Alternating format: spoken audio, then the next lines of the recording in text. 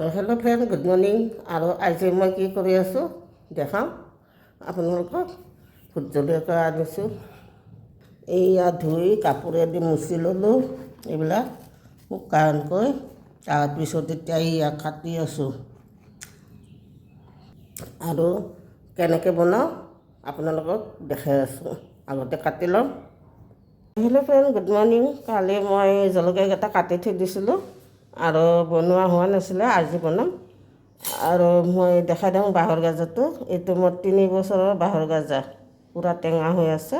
এয়া পূৰা অকণো ক'লা পৰা নাই, বঢ়িয়া হৈ আছে।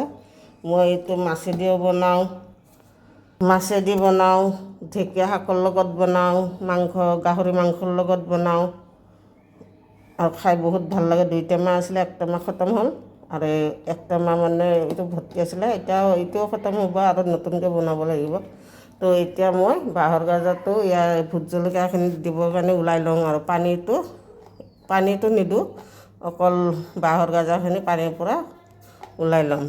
মই এইখিনি পিচি ল'লোঁ, মছলা, সৰিয়হ, জিৰা গুড়ি আৰু জিৰা গুড়ি 1 চামুচ, পাঁচফোৰণ 1 চামুচ আৰু 4 চামুচ সৰিয়হ আৰু হেৰিখিনি পিচি ল'লোঁ। বাঁহৰ গাজাখিনি অকণমান পিচি লৈছোঁ আৰু আধা ডাঙৰ আধা সৰুকৈ।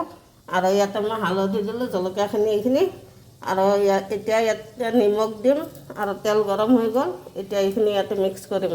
তো ভোট জলকীয়াৰ আচাৰ ৰেডি।